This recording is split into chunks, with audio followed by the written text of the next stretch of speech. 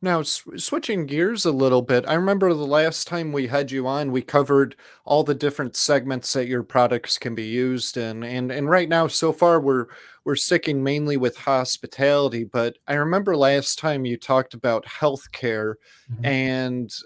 and how your batteries, outperform other battery manufacturers, and how in the healthcare industry how important that can be.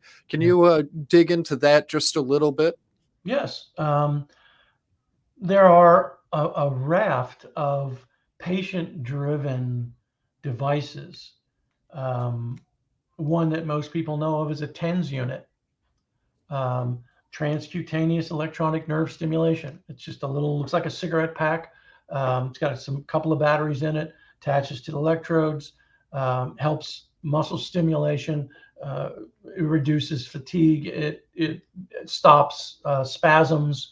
It's widely prescribed, and our batteries are in millions of those devices all across the country. Several large medical manufacturers who are building these devices found our batteries because, I mean, honestly, um, the general consumer buys a battery because of what's on it, the label.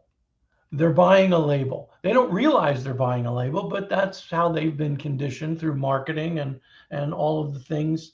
It's like Kleenex. When you go to the store, you buy Kleenex. Kleenex is a facial tissue, and Kleenex is a brand. It's not a product, but Hmm. they've done such a good job marrying the two that they've become synonymous with the product, and that's very true in the battery world. The manufacturers, however, who are buying millions of batteries, um, they're interested in the performance of that battery. They're interested in how long that battery is going to last in their device. They're interested in, can they get it? Is it available? Um, and they're interested in the best possible use of their resources. They don't want to be spending money on a label times millions when they don't have to. When they discovered that, our cells started just exploding in the medical realm. In the medical realm. So today we have well over, in the last 5 years, we have well over 20 million cells in the medical device market, and we do not have a single reported failure, not one. Wow. Wow, that's amazing. And you mentioned the tens unit. We're currently we were going through training with our dog, and we bought a training collar for her that has a tens unit built into it. There you go. And this thing comes out of like Brussels or Belgium. I forgot which one.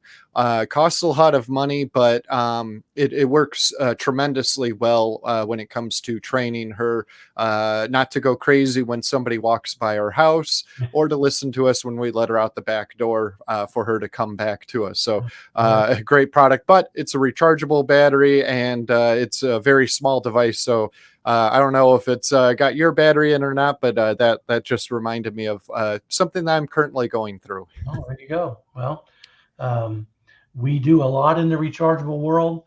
Most of the business that I work with is lithium, is developing custom lithium cells and packs for devices of uh, it's just a myriad of things that I get to work on.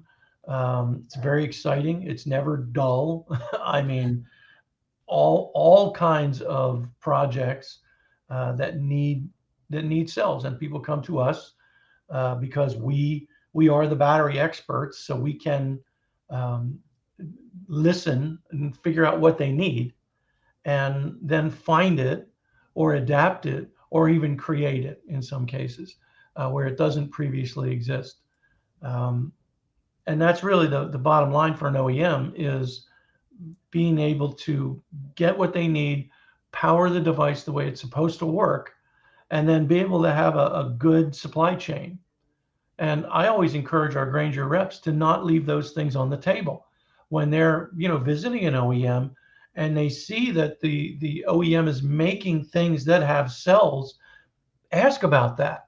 By all means, ask about that business Because again, it's like the door lock business. If you get that sell, especially a custom sell, if you can get that business, you will keep that business until the cows come home, because it's they you've solved a problem that they really don't want to have to resolve. So that's something that I always advocate to the Grainger reps, to don't be afraid to ask, because we're here. Um, they can be sitting, and I've had more than one rep sitting in a customer's office, pick up the phone and call me, and we talk about it right there, and give them a great deal of comfort knowing that they don't have to be an expert.